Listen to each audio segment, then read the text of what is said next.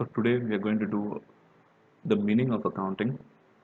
We are going to study some few important concepts in accounting, and then we are going to do the golden rules of accounting.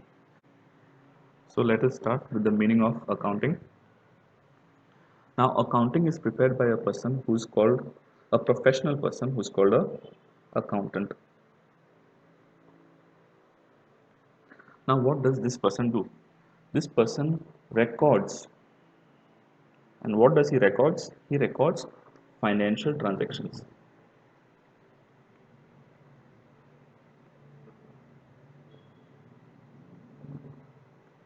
How does he record it? He records it very systematically. So he records it in a very systematic manner. And this he does is for a defined period. He does it for a defined period of time. Now let us talk about this period here. This period is usually 1 year. 1 year. And this year usually starts on 1st of April. 1st of April and ends on 31st March. Now, why does he do it? He does it so that he can get a summary. He can prepare a summary at the end of this period. See, at the end of the period, you have to submit a report. So, what he does is he prepares this so that he can get a summary. And usually, we might have heard about the summaries. We might have heard like profit and loss statement. We might have heard about the balance sheets. Now, these are summaries of the accounts that are prepared. And what he does with this, why is this required? Why is this summary required? This summary is required so that you can give it to the owner or the shareholders.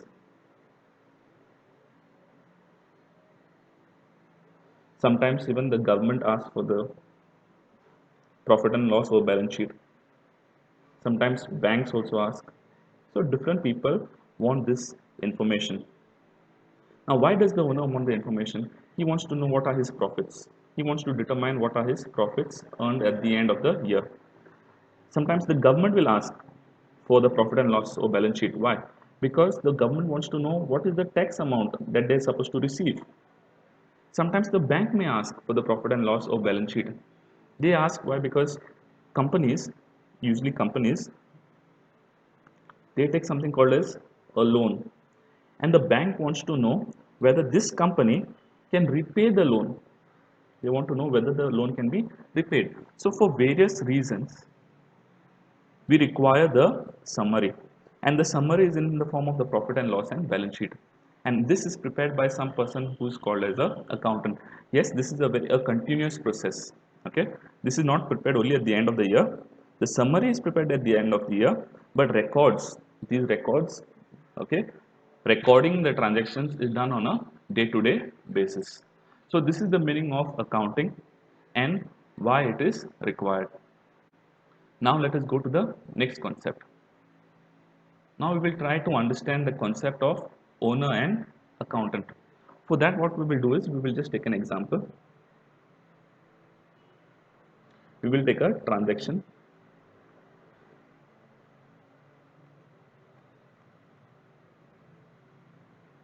This is an example. Now say we have two companies here. We have here, this is MRF and this is Tata's. Now say we have a transaction. This is one transaction. MRF has sold goods to Tata. So it has sold some tires. This tires it has sold to Tata. So sold goods rupees 10,000. Okay. In brackets we will put tires. So MRF has sold tires to Tatas. Now we need to understand what is the difference between owner and accountant. Now there are two important concepts here. Owner, accountant. Always remember one thing. when you are preparing the books of accounts, you are not preparing it as the owner. You are preparing it as a accountant whenever you are preparing the books of accounts. Okay. So remember one thing, that you are preparing from the eyes of the accountant and not from the owner. First, you have to know that. The next important thing is, you're the accountant of which company? Are you the accountant of MRF or are you the accountant of Tata's? I'll tell you why. Suppose you're the accountant here. You're the accountant of MRF. In this case, we will talk about this transaction. In this case, this transaction will be treated as a sales transaction in the books of MRF. But if you were the accountant of Tata's, this same transaction would be treated as a purchase transaction.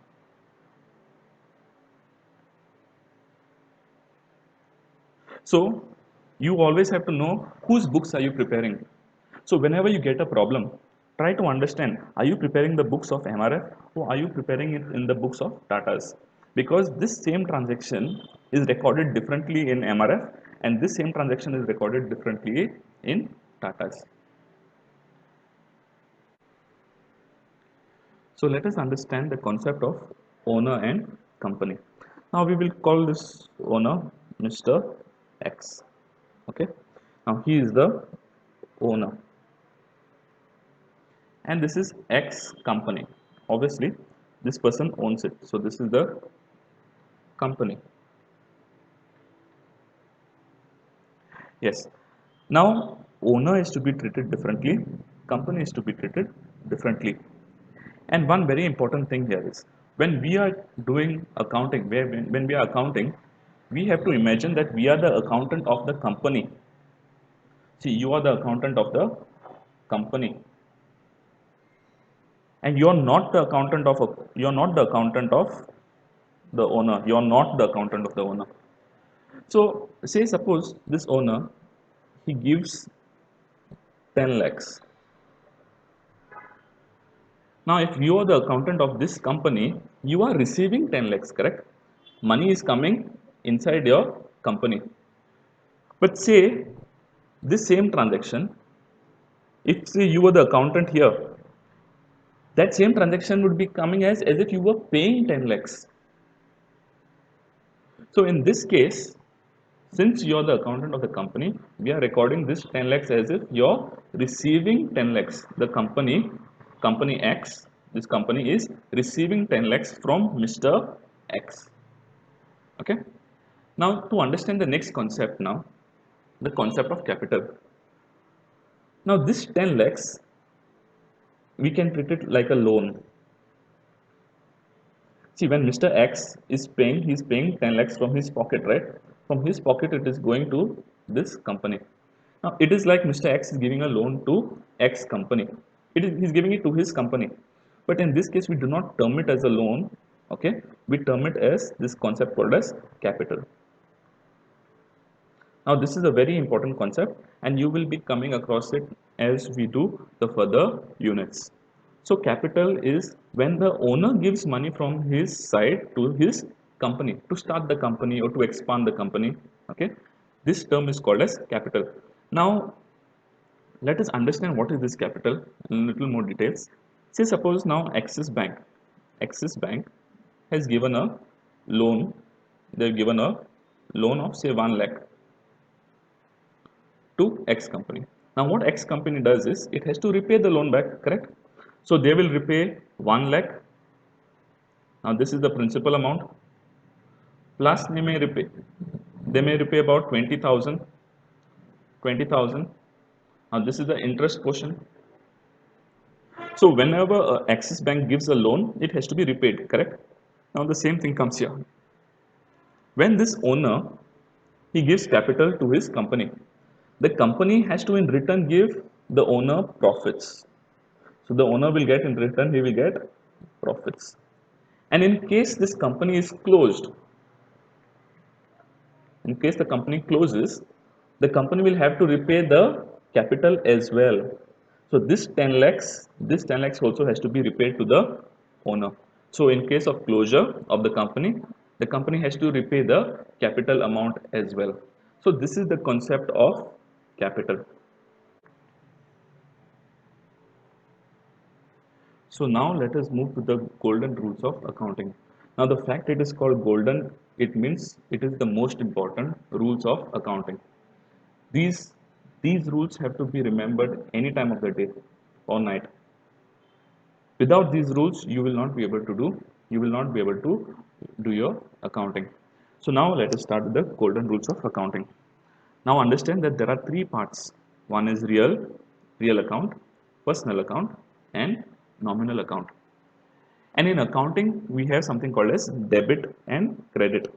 Every transaction has two sides. It's like how we have a coin. The coin has head and tails, correct? Now, same thing, every business transaction, every financial transaction, it has two sides. It has a debit side and it has a credit side. So let us understand first the real account. Now, real account is something that is real, that you can touch, you can feel. Okay. So here in this case, it is debit what comes in and credit what goes out. If you look at this, who is it applicable to? It is applicable to all business assets. Now, all business assets like furniture, building. Now, these you can touch and you can feel, right? So cash, furniture, building. Now, all these things you can touch and feel. So, let us just explain this thing now to you. Say, suppose this is the company and this is the accountant, that is you. Now you have to always imagine that you yourself are the accountant. Say suppose cash is coming in. So in this case, this is cash is coming in this case it will be debit what comes in. Say suppose cash is going out from the company, that is from your accountant, you are paying somebody cash. Okay, so cash is going out. In this case, cash will be credit. Similarly, say suppose furniture, this company buys furniture. So furniture is coming in. So furniture account debit. Okay. Now let us move to personal account. Now personal account is all dealing with names of persons. When we deal with names of persons or any organization, that is the time we call it as personal account. Now in this case, it is debit the receiver, credit the giver. So this is debit and this is credit. Now here let me show you. See, this is 20% artificial persons like companies. Okay, companies are called artificial persons, any representative of person. Now in this case again we'll take an example. Say this is a company and this is you and you are the accountant here. Okay, so now say Ram has given you cash. Okay, so obviously cash is coming in, correct? So cash will be debit. And who is the giver? Giver is Ram. So Ram will be credit. Okay. Now going to the next part. Now say you have paid Sham. Sham. Now we have Sham. The company has paid Sham. Okay. Now in this case, obviously we are not taking Sham as a employee. Okay. This is the third person. He has paid Sham for some contract. He has done some work for the company, and we are paying Sham. Now in this case, cash is going out or coming in. We are paying Sham say 100 rupees. Now 100 rupees is coming in or going out? 100 rupees is going out. So since cash is going out, debit what comes in, credit what goes out. So cash will be credit. I will explain all these things again in the future videos, but I just want you to understand the personal account. And in this case, Sham is a person. So Sham is the receiver of the cash. Okay, therefore Sham will be debit, and cash account will be credit. And cash account in this case is a real account. We shall take another example now. The last example is, say this company here, it has an account with SBI. It has an account with SBI. And what it has done is, since it has cash with him, it had received cash, say yesterday, from somebody. Somebody came and deposited 50,000. So the accountant took the cash, and what he has done is now he wants to deposit it in their account. Okay, in the company's account. Now company has an account, say company X, account number 12345. Now this company X, wants to deposit money in its account. So in this case, SBI account is a personal account.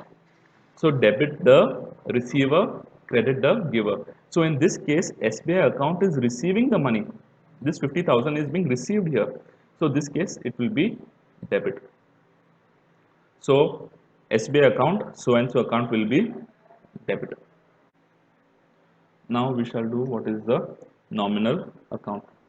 Now nominal account, this deals with all the expenses, incomes, losses and gains. So here it is again, debit all expenses, losses. This is all debit. And credit all incomes and gains, all incomes and profits. Now let us look at some of the examples here.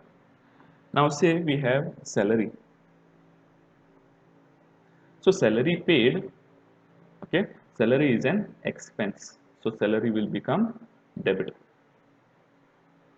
So salary paid is an expense. Now when a company pays its employees, say this is the company again, this is the company, okay, and you're the accountant. Now it is paying, say A, Mr. A salary, okay. So salary is being paid. So salary is an expense, right? So in this case, salary expense account will be debit. We'll take another example. Say now you're paying electricity bill. In this case, say you're paying 500 rupees. Money is going out, yes, but you're paying the electricity bill. You're paying this electricity bill is an expense for the company. Okay, so in this case, electricity would be debit. We'll take another case, say the bank now, SBI, where you had an account. Now this bank has paid you interest. In this case, interest is coming in. Interest is a income. In this case, bank interest received, bank interest received will be treated as credit. Sometimes you would be paying bank charges. Say suppose now you want to go in for a RTGS, or you want to have a net transfer. So what the bank does is it charges you commission. Say the bank has charges you. Say you have done a 10,000 rupees transfer, plus the bank has charged you 100 rupees commission. Now this commission paid will be an expense. So in this case it will be debit. So debit all expenses and losses, credit all incomes and gains. With this we come to an end of our video. In the future videos we will be doing more accounting concepts. Thank you.